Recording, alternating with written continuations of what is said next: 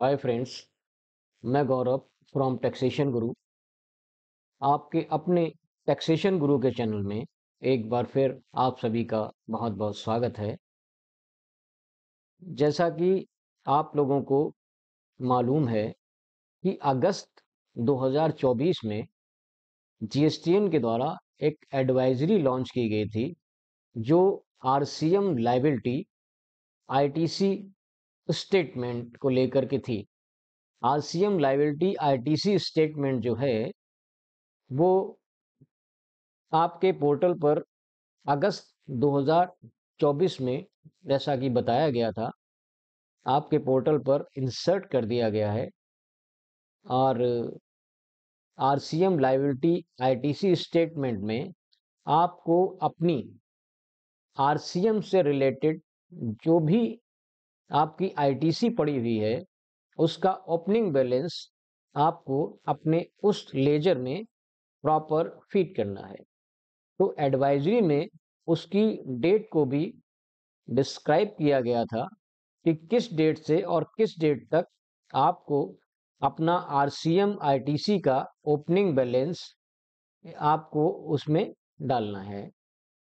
तो RCM liability and ITC का जो स्टेटमेंट है उसकी जो ओपनिंग बैलेंस उसमें इंसर्ट करने की, उसमें रिपोर्ट करने की जो डेट थी वो 30 अक्टूबर 2024 तक की थी।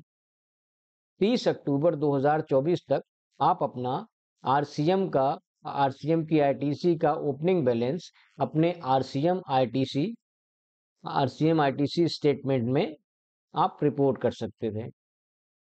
यदि आपने अपने आरसीएम लायबिलिटी आईटीसी स्टेटमेंट में गलत या एरर आपने कोई मेंशन कर दी, आपने गलत ओपनिंग बैलेंस रिपोर्ट कर दिया, तो उसको अमेंड करने की जो लास्ट डेट है वो 30 नवंबर 2024 है, जो कि नज़दीक है, आने वाली है। तो आरसीएम लायबिलिटी का क्या फंडा था, क्या मेथड था, एडवाइजरी में बताया गया था कि यदि आपने आरसीएम की लायबिलिटी का पेमेंट कर रखा है थ्रू जीएसटीआर 3B की टेबल 3.1 ब्रैकेट डी से आपने पेमेंट कर रखा है और आपने अपनी लायबिलिटी को पे करने के बाद में उसकी आईटीसी को, आरसीएम की आईटीसी को क्लेम नहीं किया। आपके पोर्टल में आरसीएम की आईटीसी जो कि कैश लेजर में शो होती है वो आपको वैसी ही दिख रही थी। तो आपने उस आईटीसी को अगर क्लेम नहीं किया है और आपने अपनी आरसीएम की लायबिलिटी का पेमेंट अपने जीएसटीआर 3B से कर रखा है, तो आप उसकी आईटीसी का क्लेम आप टेबल 4A2 या 4A3 से कर सकते। ये एडवाइजरी में बताया गया था। दूसरा केस एडवाइजरी में बताया गया था कि यदि आपने आरसीएम की आईटीसी का क्लेम कर रखा है, कैसे क्लेम कर रखा है, आईटीसी का जो टेबल 4 है उसके 4A2 या 4A3 से आपने आईटीसी का क्लेम कर रखा है, आरसीएम की आईटीसी का, लेकिन आपने आरसीएम की लायबिलिटी का पेमेंट नहीं किया, आपने क्लेम कर रखा है। तो इस केस में क्या है, आपको आरसीएम लायबिलिटी आईटीसी स्टेटमेंट में ओपनिंग बैलेंस निगेटिव में आपको डालना पड़ेगा, निगेटिव फिगर में। तो ये भी एडवाइजरी में बताया गया था। तीसरा केस क्या था कि यदि आपने अपने आरसीएम की लायबिलिटी का पेमेंट किया और उसकी आईटीसी को आपने क्लेम किया, लेकिन क्लेम किया तो क्लेम आपने कम किया और रिवर्स ज़्यादा कर दिया। भूलवश आपने क्लेम नहीं किया या क्लेम कम किया और आपने रिवर्स कर दिया आईटीसी का, तो आईटीसी को जो आपने रिवर्स कर दिया टेबल 4B से, तो जो आपने आईटीसी को टेबल 4B2 से आपने जो रिवर्स किया है, 4B2 जैसा कि रिवर्सल की है और वो रिवर्सल टेबल नंबर 4B2 में होते हैं जिनको कि हम रिक्लेम कर सकते हैं 4A5 के अंदर। तो उसका आप ओपनिंग बैलेंस भी आरसीएम की आईटीसी लायबिलिटी स्टेटमेंट में रिपोर्ट कर सकते थे और उसका जो है आईटीसी आप रिक्लेम कर सकते थे 4A5 से टेबल। ठीक है, ये बात यहाँ तक पहुँच गई। तो एडवाइजरी जो आई थी उसमें क्लियर कट बता दिया गया था कि आपको जो आरसीएम आईटीसी का जो स्टेटमेंट है, तो आरसीएम आईटीसी का आपको ओपनिंग बैलेंस आपको 30 अक्टूबर 2024 तक रिपोर्ट कर देना है। अगर आपने रिपोर्ट गलत कर दिया तो 30 नवंबर तक आप उसको अमेंड कर सकते हैं। तो जैसा कि 30 नवंबर आने वाली है, यदि आपने अपना आरसीएम की आईटीसी का आपने ओपनिंग बैलेंस किसी तरह से किसी कारणवश हो आपने गलत रिपोर्ट कर दिया हो, तो 30 नवंबर 2024 तक आप उसको अमेंड कर लीजिएगा।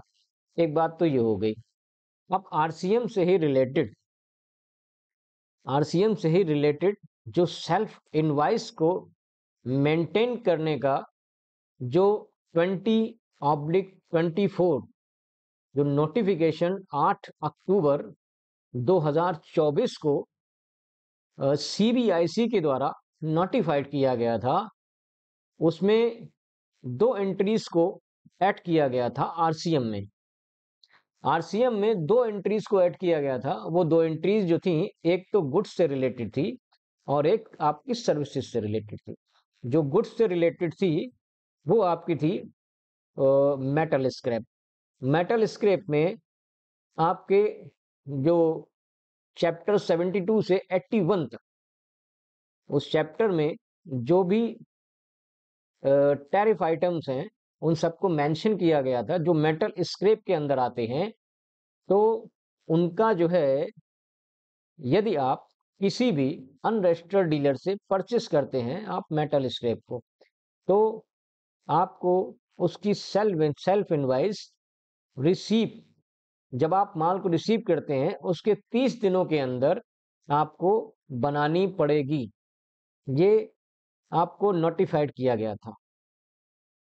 नोटिफिकेशन नंबर 20/2024 8 अक्टूबर 2024 को। तो ऐसा ही सर्विसेज में भी था। सर्विसेज में क्या था? सर्विसेज में आरसीएम ऑन कॉमर्शियल रेंट की बात करी गई थी।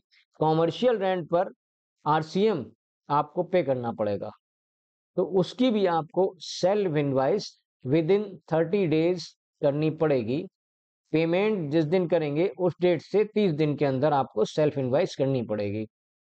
तो ये मैं आपको बता दूं कि एक सेक्शन है 31 का, जो सब सेक्शन है 1 और 2 टैक्स इनवाइस की बात करता है।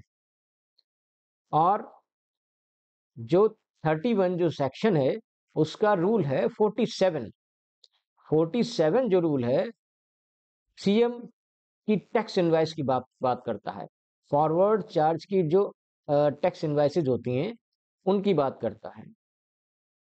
और रूल 46 जो है 31 टैक्स इनवाइस की बात करता है सेक्शन, उस सेक्शन के अंदर जो रूल 46 है वो टैक्स इनवाइस के कंटेंट की बात करता है कि सप्लायर और रिसिपिएंट की detail, date, invoice number, bill to ship to, state code, description goods का, SSN code, tax invoices value, total, CGST, SGST, IGST और वगैरह वगैरह जो भी चीजें हों, वो कंटेंट की बात करता है रूल 46। सेक्शन कौन सा है? 31 जो टैक्स इनवाइस की बात करता है उसका रूल 46 ये बात करता है टैक्स इनवाइस के कंटेंट की। तो 31 का जो रूल है 47, तो 47 सप्लाई ऑफ गुड्स की बात करता है, जो एफसीएम से रिलेटेड है। उसका जो है 30 दिनों के अंदर आपको इनवाइस मेंटेन करना पड़ता है, जैसा कि पहले भी ये सिस्टम था। लेकिन जो नोटिफिकेशन 20/2024 आया उसमें क्या बताया गया था? उसमें यह बताया गया था कि एक नया रूल CBIC के द्वारा इंसर्ट कर दिया गया है। रूल 47A, 47 रूल जो है वो टैक्स इनवाइस से रिलेटेड है। टैक्स इनवाइस जो FCM से संबंधित है उनसे रिलेटेड है, और रूल नंबर 47A जो है वो RCM की इनवाइसेस से संबंधित है।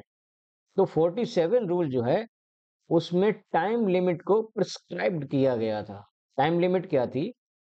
जब आपने अपने अनरजिस्टर्ड डीलर से आपने गुड्स को परचेस किया, आपने गुड्स को रिसीव किया, और रिसीव करने के बाद में उस दिन से 30 दिनों के अंदर आपको इनवाइस बनानी पड़ेगी। तो उसमें टाइम लिमिट को प्रिस्क्राइब किया गया है। तो ये रूल जो है 47A जो है ये टाइम लिमिट की बात करता है सेल्फ इनवाइस मेंटेन करने के लिए। तो इसमें सेक्शन 31 जो है ये न्यूली इंसर्टेड है। 31 सब सेक्शन 3 क्लॉज F, इसमें रूल 47 को 47A को 47 कैपिटल A है उसको इंसर्ट कर दिया गया है। अब आप RCM से संबंधित, चाहे वो गुड्स से संबंधित हो या सर्विसेज से संबंधित हो, कोई भी आप RCM की या तो गुड्स परचेस करते हैं या आप कोई सर्विसेज लेते हैं, तो आपको दोनों ही केसेस में आपको सेल्फ इनवाइस बनानी पड़ेगी, जैसा कि नोटिफिकेशन नंबर 20/2024 में बताया गया है। तो इन चीज़ों का आपको विशेष ध्यान रखना है, और 30 नवंबर 2024 का विशेष ध्यान रखना है कि 30 नवंबर 2024 तक आप अपनी इनवाइस जो है उसको बना लीजिए। क्यों? क्योंकि जो भी आपकी पुरानी ITC RCM की पड़ी हुई थी उसको, यदि आपने ओपनिंग बैलेंस आपने रिपोर्ट कर रखा है RCM की ITC का, तो आप जो है अपनी सेल्फ इनवाइस पुरानी जो ITC थी उसकी भी सेल्फ इनवाइस आप मेंटेन कर सकते हैं। ओके, यहाँ तक कोई समस्या नहीं है, सारी चीज़ें पॉइंट बाय पॉइंट आपको मैंने क्लियर कर दी। तो 30 नवंबर का आप ध्यान रखिएगा। तो 30 नवंबर तक आपने यदि RCM की ITC का आपने ओपनिंग बैलेंस रिपोर्ट किया है और गलत रिपोर्ट कर दिया है तो आप उसको अमेंड कर सकते हैं 30 नवंबर तक। और सेल्फ इनवाइस, आपको इनवाइस भी बनानी पड़ेगी RCM के केस में, जो रूल नंबर 47 कैपिटल A आपको बताता है। सेक्शन 31(3) ब्रैकेट स्मॉल f, ये न्यूली इंसर्टेड सेक्शन है, और इसी का सेक्शन का रूल जो है 47A जो टाइम लिमिट की बात करता है RCM इनवाइसेस के केस में। तो कैसा लगा ये वीडियो आप कमेंट में करके बताइए, कमेंट डालकर बताइएगा, और टैक्सेशन टैक्स गुरु के चैनल को सब्सक्राइब जरूर कर लीजिएगा। वीडियो को अधिक से अधिक लाइक और शेयर करिए ताकि जो भी ये इन्फॉर्मेशन है वो आपकी कम्युनिटी के साथ में शेयर हो पाए। फिर मिलते हैं इसी चैनल पर, तब तक के लिए गुड बाय, टेक।